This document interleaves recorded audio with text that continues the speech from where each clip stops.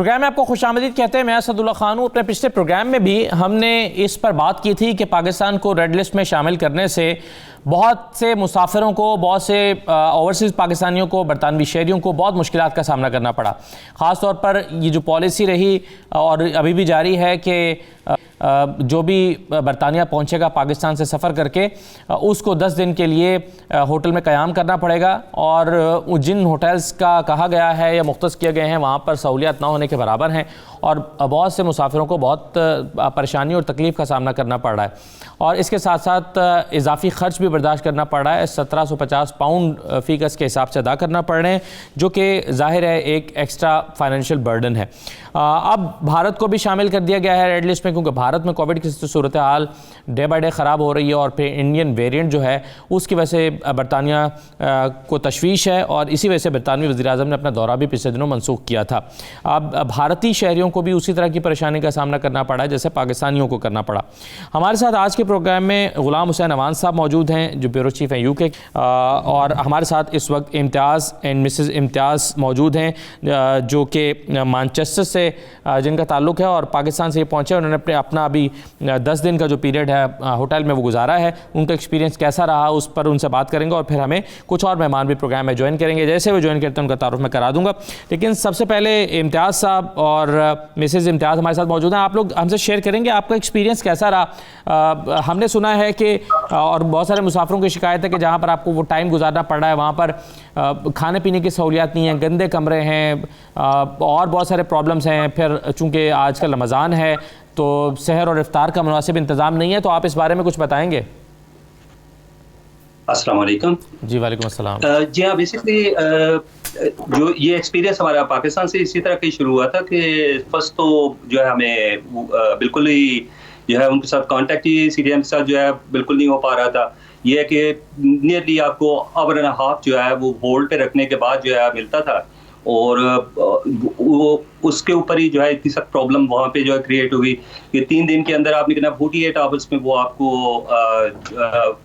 Email वापस करते हैं, जिसके ऊपर जो है ये सारा कुछ अब तो हमें जो है वही इतनी बड़ी प्रॉब्लम थी कि लास्ट मिनट में जब फ्लाइट में आखिरी दिन में हम जा रहे थे तो उस वक्त हमें उनकी कंफर्मेशन आई और बहुत से लोग तो हम बाद में भी ऐसे जो क्या कह रहे कि आखिरी मिनट तक उन्होंने किया। अब आगे बात आप होटल की करते हैं तो ये वाकई ही रोज़ों का कोई इंतज़ाम नहीं है वहाँ पे। सहरी के वक्त आपको सहरी नहीं दी जाती। उन्होंने अपने टाइम जो किए हुए हैं, अब मेरा और मेरे बच्चे का सेपरेट रूम था और सेपरेट रूम करने की वजह से वो पर हेड जो है उन्होंने हमें 1750 फर्स्ट पर्सन और 600 जो है वो सेकंड पर्सन के तौर पे चार्ज करते हैं। तो ये नियरली ओवर 4000 हमें चार्ज किया उन्होंने। और उसके बाद जो सहर अफ्तार का तो बिल्कुल टाइमिंग उनका है कि कभी हमारे बच्चों को खाना हमारे बच्चों के कमरे के बाहर रख दिया जाता, कभी हमारे, लेकिन जो है एक टाइम पे खाना भी नहीं मिलता और खाना खाने से ये पूरा हफ्ता इस तरह 10 दिन रहे कि पेट खराब, बच्चों के पेट खराब और कोई इस तरह का जो है प्रॉपर सिस्टम ही नहीं है वहाँ पे कि कोई अगर तो कोई मेडिकल इशू है। आप कह रहे हैं कि खाना बाहर रख दिया जाता है, जाहिर है वो एहतियात कर रहे होंगे कोविड की वजह से, लेकिन ऐसे लोग जिनके कोविड के टेस्ट नेगेटिव हैं उनके साथ भी क्या यही सलूक हो रहा है? जी हाँ, क्योंकि सेकंड डे में वो इसका टेस्ट पहला करते हैं, नेगेटिव भी आ जाए तो आपके पर टोटल ये बेसिकली इस तरह है कि जिस तरह आप जेल में हैं और वो खाना आपका बाहर रख छोड़ते हैं और टाइमिंग कोई टाइमिंग उनकी नहीं है कि किस वक्त जो है कभी वो 8 बजे दे रहे हैं, कभी 9 बजे दे रहे हैं, कभी 9:30 अपने टाइम पे आता है और बाज़ का जो है जो खाना आप ऑर्डर करते हैं वो खाना नहीं आता, वो कोई और अपनी मर्जी की सैंडविच रख दिया, वो अगर खाना नहीं है तो सैंडविच आपके दरवाजे के बाहर रख छोड़े, तो वो उनसे आपने सारा दिन गुजारा करना है। और दूसरा जब आपको बाहर के लिए जो इन्होंने थोड़ा सा टाइम रखा हुआ है तो अगर कोई मेडिकल रीजंस हैं उसकी वजह से जस्ट लाइक हमारे साथ जो है कोई मेडिकल, मेरा बच्चा जो है वो स्पेशल नीड है तो मेडिक्स आए, उन्होंने कहा कि अप टू 4 टाइम्स आप जो है जा सकते हैं, 4 और 5 टाइम, लेकिन एवरी टाइम हमें जो है वो जब हम सिक्योरिटी को फ़ोन करें तो वो जो हमें एक्सप्लेन अगेन एंड अगेन करना पड़ता है। ये आपकी एक किस्म की प्राइवेसी वायलेट होती है कि आप हर आदमी को एक्सप्लेन कर रहे हैं कि क्या आपके साथ प्रॉब्लम है। कोई ऐसा सिस्टम नहीं है जिसमें उन्हें पता हो कि ये कमरा है, इस कमरे से जो है अगर आदमी फ़ोन करेगा तो इसके साथ ये मेडिकल प्रॉब्लम है तो इसको बाहर लेके जाना है, तो वो कोई इस तरह का नहीं है प्रॉपरली। और खाने का तो आप मत पूछिए कि ये 10 दिन जो है ना बड़े लोग जो है वहाँ पे उन्हें जो है उल्टियाँ कर रहे हैं उनके बच्चे, और इतनी हालत बहुत ख़राब है इसकी। राइट।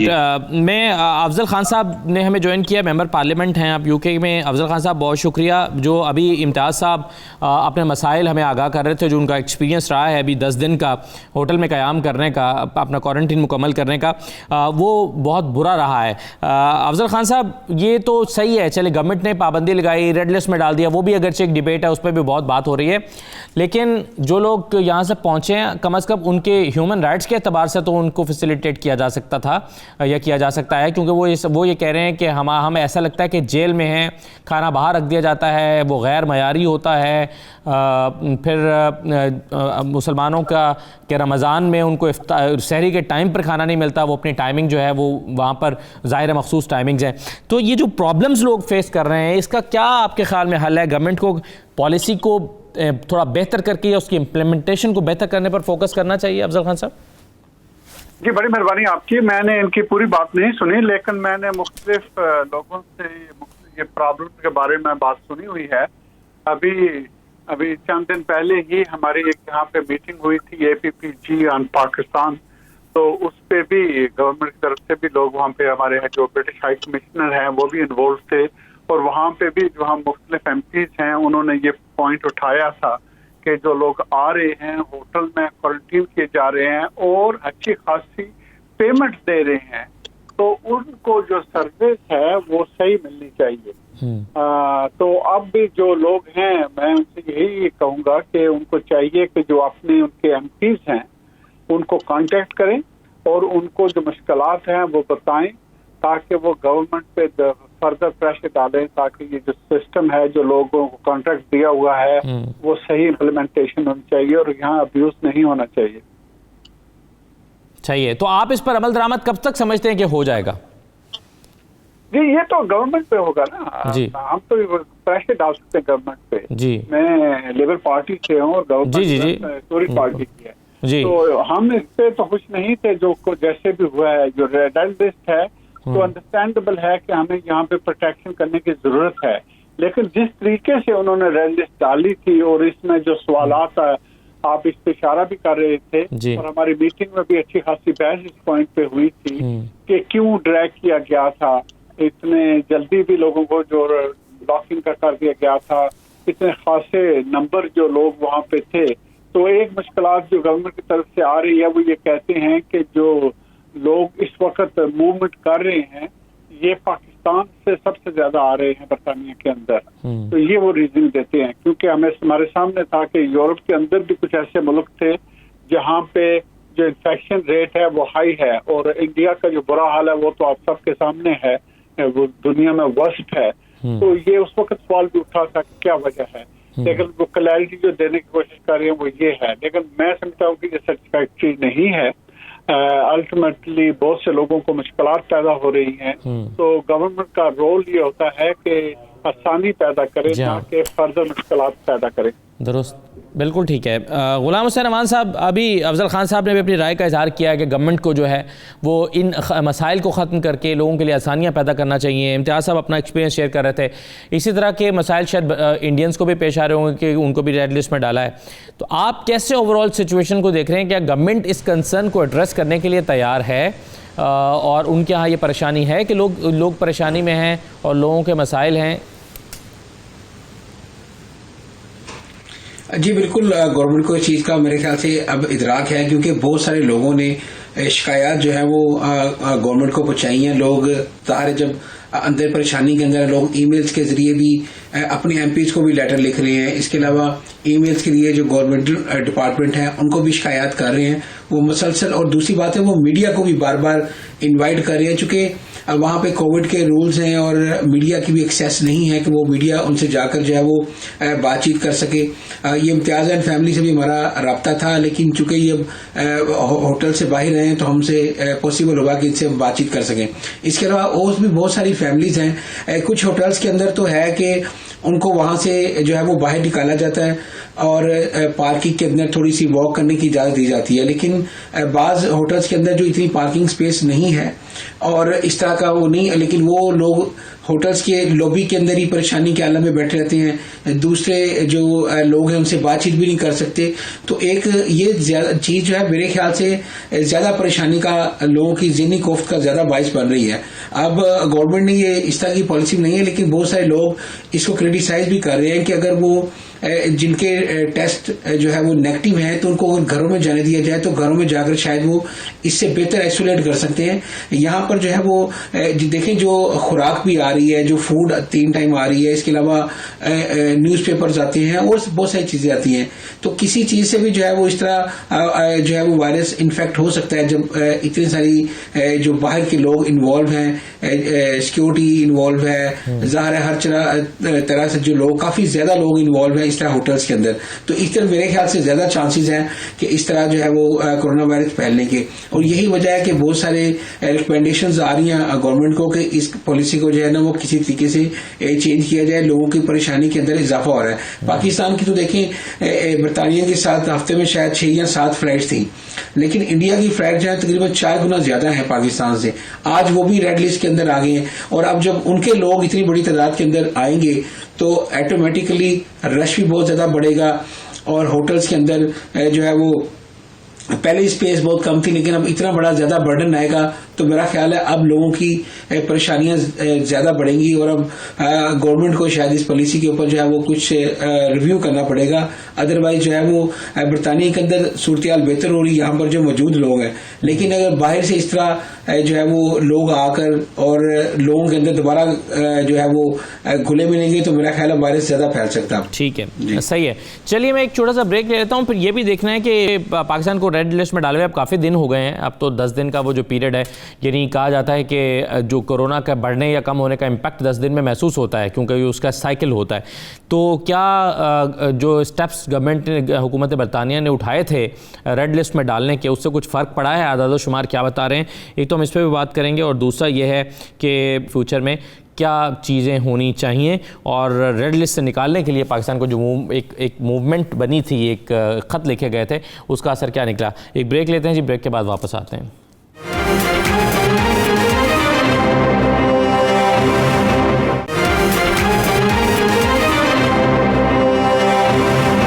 प्रोग्राम में आपको दोबारा खुशामदीद कहते हैं। मिसेज़ इम्तियाज़, आप हमारे साथ मौजूद हैं। मुझे ये बताइए कि आप जिस तरह से अभी आपके हस्बैंड बात कर रहे थे कि बड़ी मुश्किल का सामना करना पड़ा, बच्चों को कैसे हैंडल किया गया फिर इस दौरान में? क्योंकि बच्चों को ज़्यादा एक हेल्थ केयर की ज़रूरत होती है, उन्हें बेहतर डाइट की ज़रूरत होती है, और ख़ास तौर पर अगर आप कोविड के एक इन्वायरमेंट में रहते हैं तो आपकी इम्यूनिटी बेहतर होनी चाहिए। तो बच्चों की इन बुनियादी ज़रूरियात को पूरा करने के लिए वालिदैन ने कैसे हैंडल किया मामला को? आपने क्या किया?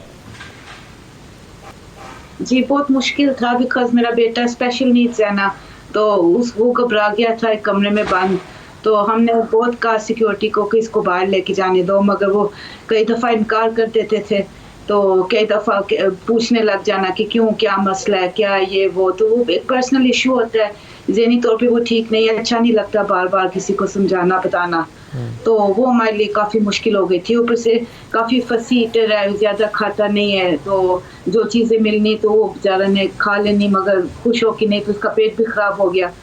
तो काफ़ी अपसेट रहा है। फिर कमरे भी अलग थे, रिश्तेदारों ने फिर भेजा खाना वहाँ से बाहर से, तो वो भी मतलब 3 या 4 टाइम्स आया हमारा खाना आया बाहर से, मगर वैसे ब्रेकफास्ट और लंच ये होटल का ही खाते थे। तो मेडिकल फैसिलिटीज मिलती नहीं? जैसे आपने कहा कि बच्चे का पेट भी ख़राब हो गया, तो मेडिकल फैसिलिटी मिल रही थी? आप क्या डॉक्टर की हेल्प या एडवाइस ले पा रहे थे?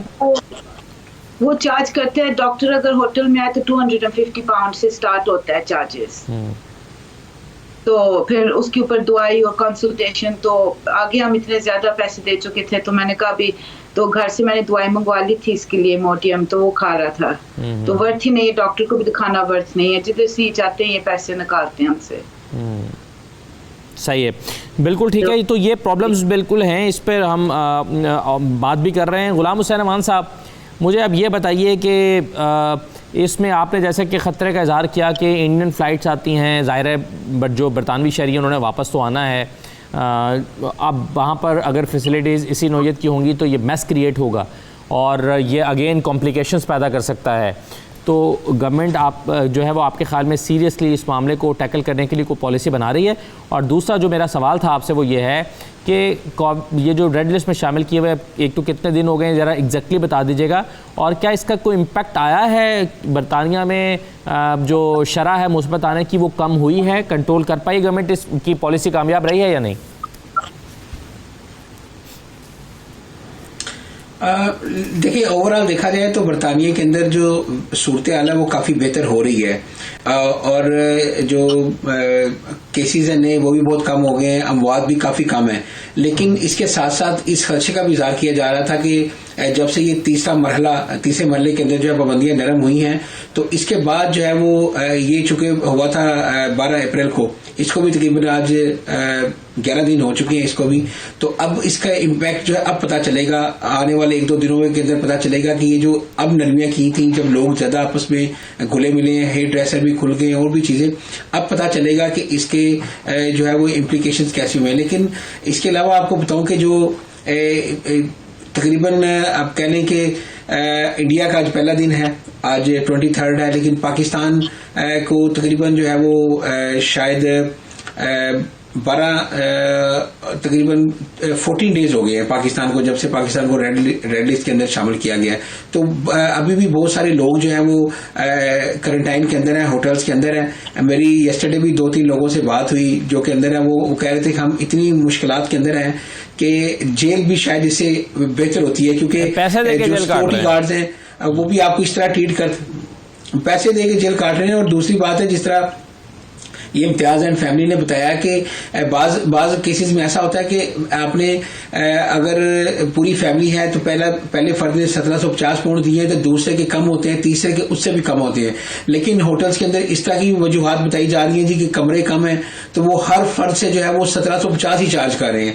तो इसी तरह लोगों की मुश्किलात के अंदर एक तो जो पाकिस्तान से पहले ही पैसे वगैरह खर्च करके और सारे अपने सेविंग वगैरह लगा के आ जाते हैं, जब यहाँ आते हैं तो दोबारा उनको फिर इतने बड़े खर्चे, तो ये लोगों की ज़हनी अजियत का बाइस बन रहा है। एक तो ज़ाहिर है फाइनेंशियल लोगों को लॉस हो रहा है, दूसरा मेंटली बहुत लॉस हो रहा है। लोग जो है वो डिप्रेशन के अंदर जा रहे हैं कि वो इतना ज़्यादा खर्चा भी एक्स्ट्रा कर रहे हैं, उसके अलावा घर वालों से भी दूर, बरतानिया के अंदर आके भी अपने घर से दूर। तो इस तरह गवर्नमेंट के ऊपर इस चीज़ को जो है वो बावर कराया जा रहा है, प्रेशर बढ़ाया जा रहा है कि वो इस तरह ये जो पॉलिसी है कम से कम इसको जो है वो चेंज करें।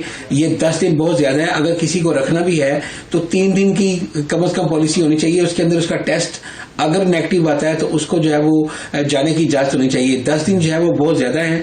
और कुछ लोग तो इस तरह के भी ख्यालात का इज़हार कर रहे हैं कि शायद ये जो होटल इंडस्ट्री है एयरपोर्ट के करीब, वो बहुत ज्यादा क्राइसिस का शिकार थी। जब से कोविड हुआ है वो बिल्कुल जो है वो दिवालिया होने जा रही थी, शायद उनको बचाने के लिए भी इस तरह के जो है वो मेजर्स लिए जा रहे हैं। लेकिन ये इस तरह की स्पेकुलेशन चल रही हैं, लेकिन मेरे ख्याल से गवर्नमेंट को इस पॉलिसी को रिव्यू करना चाहिए। और बहुत सारे लोग जो है वो ईमेल्स के लिए अपनी शिकायत का भी इज़हार कर रहे हैं। अभी पाकिस्तानी कम्युनिटी के बहुत सारे लोगों से मेरी बात हो रही थी प्रोग्राम जो है वो करने से पहले, तो वो भी इस खदशे का इज़हार कर रहे थे कि इससे तो दोबारा कोविड जो है वो ज़्यादा फैलने का अंदेशा हो रहा है। जो लोग बाहर से आ रहे हैं वो पहले तो अपनी फैमिली के घर के अंदर रहते हैं, अपनी फैमिली के चंद अफराद के अंदर है, लेकिन होटल्स के अंदर जब वो रहते हैं तो बहुत सारे लोग इन्वॉल्व होते हैं, सिक्योरिटी गार्ड्स हैं, होटल का अमला है, इसके अलावा आपका जो फूड बाहर से आ रहा है, तो आपको क्या पता है कितने लोगों ने जो है उस फूड को जो है वो ज़ाहिर है टच किया हुआ जो आपके पास आ रही है। तो इसलिए ना इन सारी चीज़ों को देख के मेरा ख्याल है कि गवर्नमेंट को ये पॉलिसी जो है रिव्यू करनी चाहिए। सही है। चलिए, इस पर हमारे साथ वसीम अख्तर साहब मौजूद हैं, इस कमीशन पंजाब को हेड करते हैं। वसीम अख्तर साहब, बहुत शुक्रिया।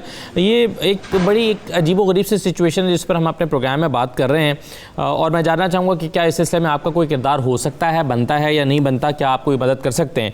और मामला आपके इल्म में है कि रेड लिस्ट में डाला गया है, ओवरसीज़ पाकिस्तानी जब यहाँ से अब जाते हैं तो 1750 पाउंड अदा करके उनको एक होटल में क्वारंटीन करना पड़ता 10 दिन के लिए। और वहाँ सूरत हाल ये है कि न खाने की मुनासिब सहूलियात मिलती हैं और वहाँ पर एक कैदियों की तरह रखा जाता है, पैसे भी खर्च किए जाते हैं पाकिस्तानियों की तरफ से, और फिर ट्रीटमेंट भी उनको बेहतर बाइज़्ज़त तरीके से नहीं मिलता।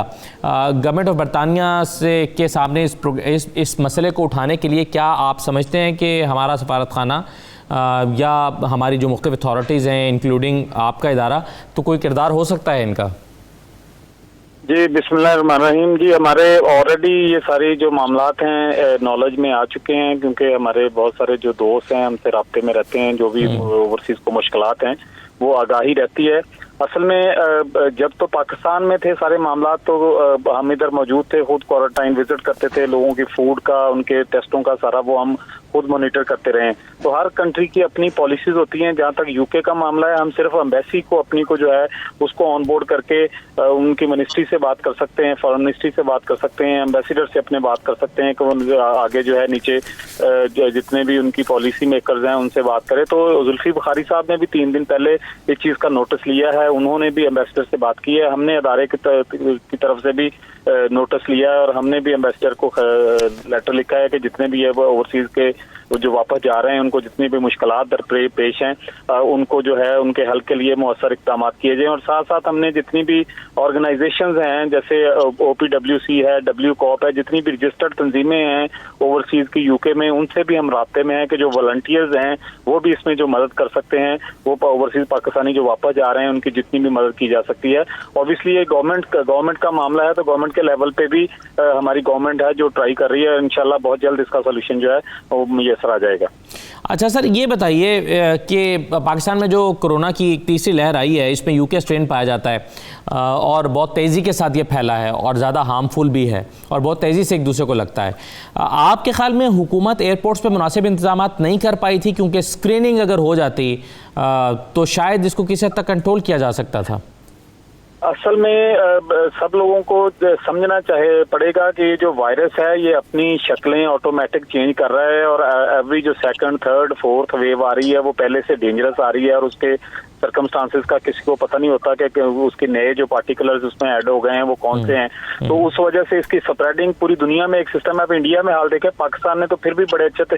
हाँ, पाकिस्तान में कुछ स्प्रेडिंग हो गई थी, लेकिन अभी चीजें बैक टू नॉर्मल हो रही है। आप इंडिया का देखें क्या हालात है, जिधर हजारों लोग मर रहे हैं, पाकिस्तान की गवर्नमेंट ने फिर भी इसको अच्छे तरीके से मैनेज किया है और फिर भी हम जो स्मार्ट लॉकडाउन की पॉलिसियां वो चल रही हैं। आज फिर प्राइम मिनिस्टर ने खुद अनाउंस किया है जो लॉकडाउन का, उसमें शॉप्स का ओपनिंग टाइम्स हैं, ऑफिस के टाइम 2 बजे तक कर दिए गए हैं, शॉप्स के ओपनिंग टाइम 6 बजे तक कर दिए गए हैं। जितने भी मेजर्स इस्तेमाल किए जा सकते हैं वो किए जा रहे हैं। इसमें कोई शक नहीं कि 3rd वेव जो है बहुत डेंजरस है।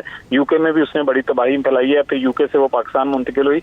अभी कोरोना की जो पूरी दुनिया में सूरत हाल हो गई है, इसको जितना मर्जी आप कंट्रोल कर रहे हैं, कहीं ना कहीं से कोई ना कोई लूप रह जाता है। यूके में देखें, यूके में कहाँ से आके स्प्रेड हुआ इस हद तक। पहली वेव तो उससे दूसरी वेव खतरनाक थी, दूसरी से तीसरी वेव उससे ज्यादा हॉरिफाइंग थी। तो ये पूरी दुनिया इसकी लपेट में आई हुई है। अल्लाह रहम करे, जितने भी हिफाजती मेजर्स इस्तेमाल कोई गवर्नमेंट कर सकती है वो हम पूरे कर रहे हैं। सही है। वसीम अख्तर साहब, मेरे जरा साथ रहिएगा। आपने जो अपनी तजावीज़ दी, आप कह रहे हैं कि हम एम्बेसडर को कह रहे हैं, हाई कमीशन हमारा जो है वो अपना किरदार अदा कर रहा है, लेकिन क्या वहाँ पर मौजूद पाकिस्तानी जिन्हें ये फेस करना पड़ रहा है, क्या उनको ये एहसास हुआ इस दौरान में कि हाँ हमारा सफारत खाना खड़ा है, हमारा हाई कमिश्नर जो है वो हमारे लिए एफर्ट कर रहा है?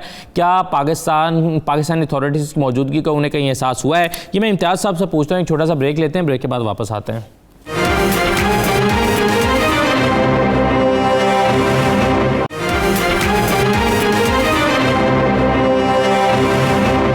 दोबारा आपको खुशामदीद कहते हैं। इम्तियाज़ साहब, अभी आप वसीम अख्तर साहब को सुन रहे थे, गवर्नमेंट ऑफिशियल हैं और वो ये कह रहे थे कि हम जो है पूरी अपनी एफर्ट कर रहे हैं, वहाँ तंजीमों को मुतहर्रिक कर रहे हैं, वहाँ की जो NGOs हैं उनसे बात कर रहे हैं कि जी वो फूड के हवाले से या जिस तरह से वो मदद कर सकते हैं करें।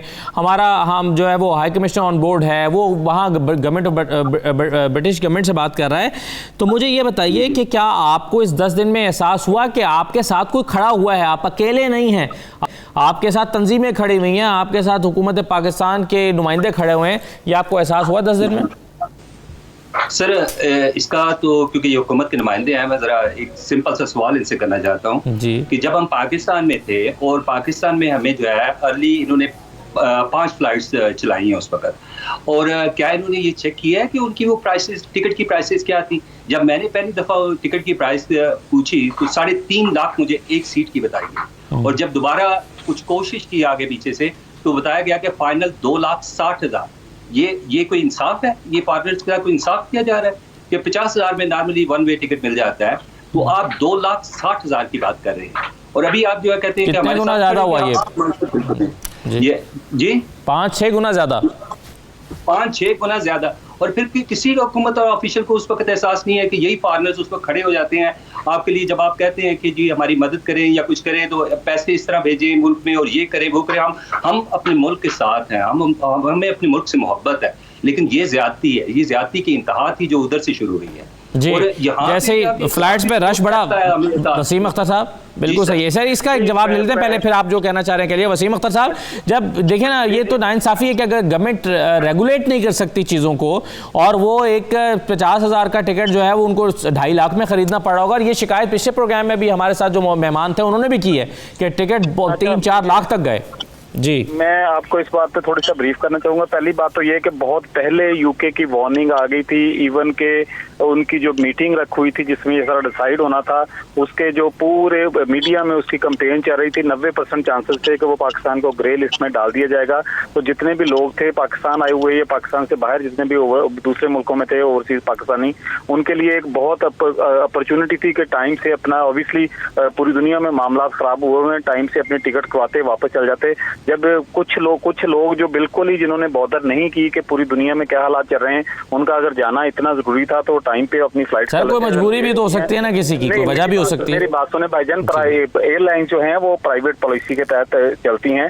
जब एयरलाइंस में जगह नहीं रह गई, रश पड़ा, एजेंटों ने आगे पीछे जो भी किया, ये एयरलाइन उनके एक प्राइवेट बिजनेस है, उस पर गवर्नमेंट एक लिमिट इंफ्लुएंस कर सकती है। ये तो ठीक है, तो ये तो मैं सियासत को बीच में नहीं लाना चाहता, लेकिन फिर आप चीजों की प्राइसेस को रेगुलेट क्यों करती है गवर्नमेंट? ये क्यों कहती है कि आटा जो है 2,000 रुपए का 10 किलो नहीं बिकना चाहिए? मेरी बात सुने, पहली तो बात यह है कि आप डिबेट कर रहे हैं, एक और बात भी है, डिबेट इस चीज पे कर रहे हैं कि जो ओवरसीज वापस यूके जा रहे हैं उनकी फैसिलिटीज पे डिबेट कर रहे हैं, उसी पे रहें। ये खामखा के नए जो मतलब के बातें इसमें, सर ये फैसिलिटीज में इंक्लूड, ये फैसिलिटीज में वसीम अख्तर साहब ये शामिल है कि एक बंदा जो वापस जाना चाहता है और जो रश ज्यादा होने की वजह से कोई माफियाज जो हैं वो फायदा उठा रहे हैं इलीगल तरीके से, और फायदा उठा के वो देखे ना, अगर वो एक बात मैं ऐड कर दूं, गुलाम हसन साहब जी, छोटी सी बात मैं ऐड कर दूं कि ये जो इस्लामाबाद से लोग आए हैं ना, वो बताते हैं हमें यहाँ करा के कि वहां पर जो एयरपोर्ट पे जो छोटी शॉप्स होती है ना,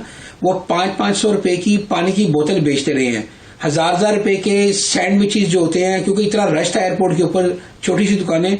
तो वो जो वहां पर माफिया है ना, वो भी पैसे कमाने के लिए उन्होंने इस तरह की बहुत हरकतें की हैं, जो कि यहाँ पर वापस आके ओवरसीज पाकिस्तानी ने हमें बताया कि गैरों ने तो उनके ज़हन में ही होता है कि ये बाहर से आए हैं, इनके पास तो पाउंड्स हैं, पाउंड्स हैं इनके पास, डॉलर्स हैं इनके पास, पाउंड्स हैं इनके पास, तो ये तो अफोर्ड कर सकते हैं पानी 500 रुपए का। ये मतलब मेरे ओवरसीज भाई ये ड्यूअल नेशनल हैं, यूके के भी नेशनल हैं, गवर्नमेंट ऑफ यूके को भी थोड़ा ये प्रेस करें। ये सारे जो ये पाकिस्तान, ये इस्लामाबाद एयरपोर्ट की बात कर रहे हैं वो।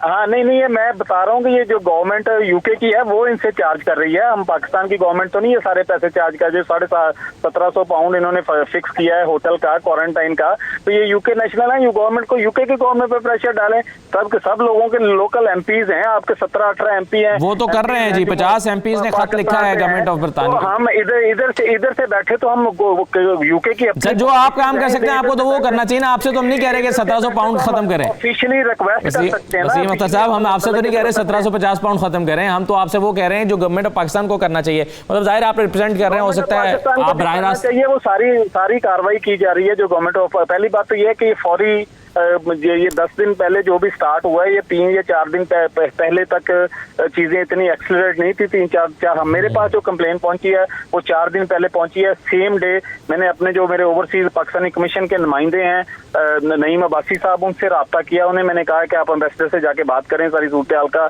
जायजा लें, क्या चल रहा है। फिर मैंने इधर से बाकायदा लेटर लिखा एम्बेसडर को कि हमारे पास ये इन्फॉर्मेशन आई है कि ये हालात उधर हुए हैं, तो आप इंटरवीन करें, पाकिस्तानी जितने भी वापस जा रहे हैं उनकी जो भी मसाइल हैं उनको हल कराने में जो भी मौसर खिदमत दे सकते हैं वो करें। फिर मैंने WCOP वालों से बात की, मैंने OPWC वालों से बात की जो रजिस्टर्ड तंजीमें हैं। फिर मैंने NGO से खुद मतलब फोन करके बात की कि भाई हमारे भाई वापस गए हैं, अगर उन्हें कोई मसाइल है, हमने भी ये मसाइल जब वो पाकिस्तान आ रहे थे, पहली जो वेव थी उसके दौरान जितना नुकसान हुआ, मैं खुद क्वारंटाइन एक फूड हम मतलब कि NGOs मिलके होटल्स में पहुंचाते रहे हैं, तो सारा किया, तो उधर भी आप किरदार अदा करें। लेकिन हम मतलब कि हमारे सही हैं जितने भी। ये तो बिल्कुल सही है सर। ये मैं गुलाम शहरवान साहब से पूछता हूँ कि इंसानी हकूक़ की तंजीमें या दूसरी NGOs कितनी मुतहरिक हैं, सोशल वर्क कितना हो रहा है, लेकिन पहले इम्तियाज़ साहब मुझे ये बताइए कि आप किससे शिकवा ये कर रहे हैं या तजवीज़ ये कर रहे हैं वसीम अख्तर साहब कि जनाब आपकी अपनी नाअहली भी है ना, आपको तो टाइम पे पहुंच जाना चाहिए था, आपको पता है हालात ख़राब हो रहे हैं, आप इधर क्या घूमते फिरते रहे,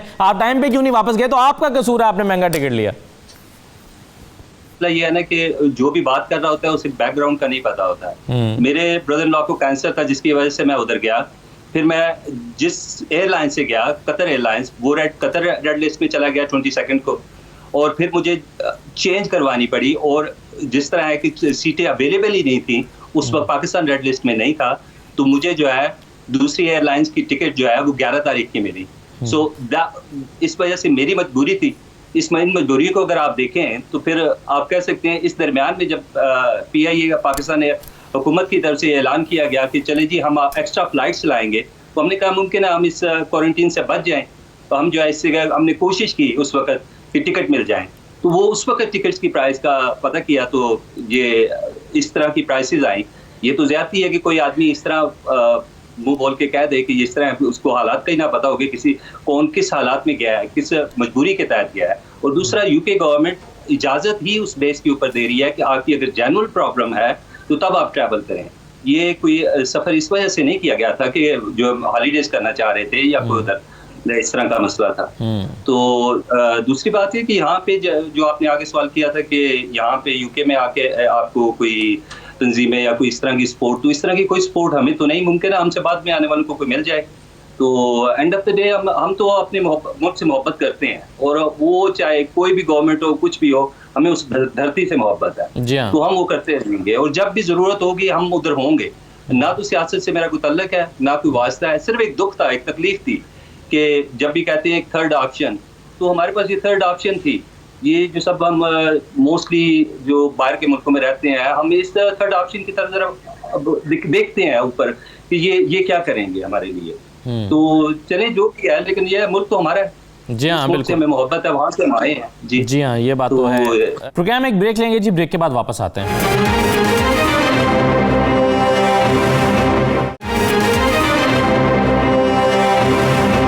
प्रोग्राम में दोबारा खुश आमदीद। गुलाम हुसैन साहब, ये जिन तंजीमों का बार बार जिक्र कर रहे हैं वसीम अख्तर साहब, क्या ऐसे कुछ तंजीमें मुतहरिक हैं कि होटल्स में फूड सप्लाई करें, वो हेल्प करें ऐसे लोगों को जिनको वहाँ पर मुश्किलात का सामना है? ऐसी कुछ तंजीमें मुतहरिक हुई हैं? देखिए, मेरी आज 2-3 तंजीमों से बात हुई है। कुछ होटल्स के अंदर जो है वो जहाँ पे परमिशन मिल रही है वहाँ पे कुछ लोग खाना दे रहे हैं अपने तय के, जिनको पता है कि लोगों ने रोजे रखने हैं और अफ्तारी करनी है, लेकिन हर होटल तक ये फैसिलिटी नहीं है। इम्तियाज साहब भी सही कह रहे हैं, इनके होटल में भी हम गए थे, वहां पर उन्होंने बाहर से खाना अलाउ नहीं कर रहे थे, लेकिन कुछ होटल्स के अंदर है, वहां पर ये फैसिलिटी मिली है। कुछ तंजीमें काम कर रही हैं, ये पाकिस्तान सेंटर जो विजन ग्रीन वाला है वो भी काम कर रहा है, उसके अलावा और भी तंजीमें कर रही हैं। लेकिन यहाँ पर मैं देख रहा हूँ कि पाकिस्तान हाई कमीशन जो है वो इस पूरे सीन से गायब है। उनको चाहिए कि उनका कोई ना कोई 1-2 रिप्रेजेंटेटिव जो है वो कम से कम एयरपोर्ट के ऊपर मौजूद हों, जो कि वहां से ओवरसीज पाकिस्तानी आते हैं, उनको और कोई फैसिलिटी वो दे सकते हैं, उनको असिस्ट कर सकते हैं, तो वो जरूर करना चाहिए, लेकिन ऐसा नहीं है।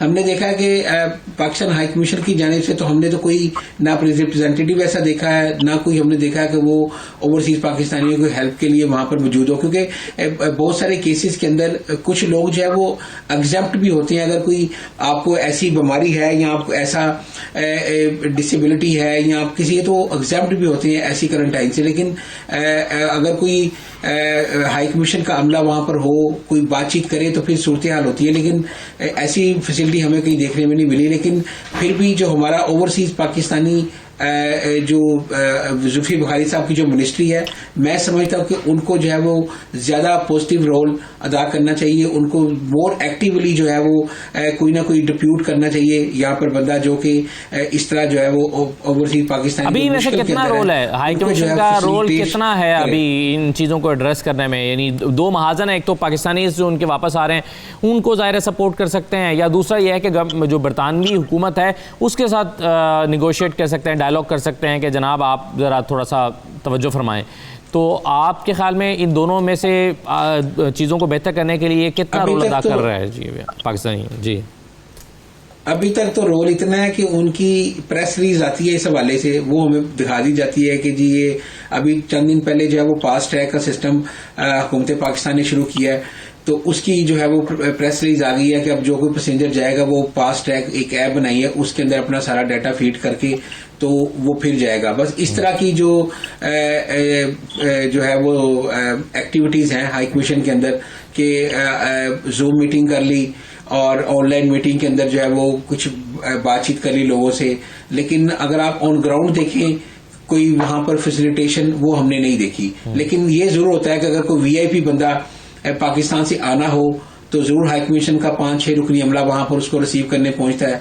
अगर किसी वीआईपी ने यहां से पाकिस्तान जाना हो उसको प्रोटोकॉल देने के लिए जरूर पहुंचते हैं, लेकिन आम ओवरसीज पाकिस्तानियों के लिए, आम पाकिस्तानियों के लिए हमने अभी तक ना तो हाई कमीशन का वो कैंप देखा वहां पे, ना हाई कमीशन के कोई बंदे देखे हैं जो कि वहां पर लोगों की मुश्किलात सुन रहे हो। बिल्कुल ये हमने देखा। सही है। अच्छा मिसेज इम्तियाज साहबा, मुझे ये बताइए कि अब आपने सबकी बातें भी सुनी हैं और आपने एक 10 दिन का एक पीरियड में से गुजरे भी हैं, चीज़ों को फेस भी किया है, आप क्या गवर्नमेंट से क्या एक्सपेक्ट करती हैं, गवर्नमेंट ऑफ पाकिस्तान से, बरतानवी हुकूमत से क्या एक्सपेक्ट करते हैं, क्या तजावीज़ आप देना चाहेंगी, क्या सजेशंस हैं आपके पास कि कैसे इस मामले को, यहाँ जाहिर है अगर डायरेक्ट बरतानवी हुकूमत आने देती है, हर एक को अलाउ करती है तो उससे कोविड फैल सकता है, क्वारंटीन करना अगर लाजमी है तो आपके ख्याल में इसको बेहतर अंदाज में कैसे किया जा सकता है कि फाइनेंशियल बर्डन भी ना रहे और फैसिलिटीज़ भी बेहतर रहें?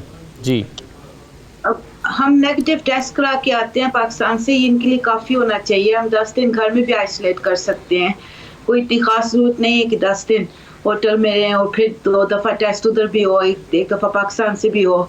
तो मुझे लगता है तीसरे चौथे दिन अगर वो कर लें इसको, चौथे दिन कर लें, अगर नेगेटिव आए तो उसके बाद फारिग करें, घर में जाके बाकी दिन कर सकता है, घर में इंसान आइसोलेट कर सकता है। और दूसरा है कि 8वें दिन के बाद 8वां टेस्ट, 8वें दिन के बाद जो टेस्ट आया वो अगर नॉर्मल आ गया तो 9वां 10वां दिन उधर बैठने की क्या जरूरत है? मतलब वो तो इजाफी 2 दिन बीच में डालने का है ना, तो एक तो 11 दिन ये बना देते हैं, पहला दिन काउंट ही नहीं करते हैं, और फिर जो है ऊपर 8वें के बाद भी आपको जो है 2 दिन ऊपर बैठ के तो इंतजार करना पड़ता है। तो इम्तियाज साहब, ये जो आप 1750 पाउंड देते हैं इसमें क्या क्या फैसिलिटीज आपको मिलती हैं? फूड इसमें इंक्लूडिंग है और क्या चीजें फैसिलिटीज हैं?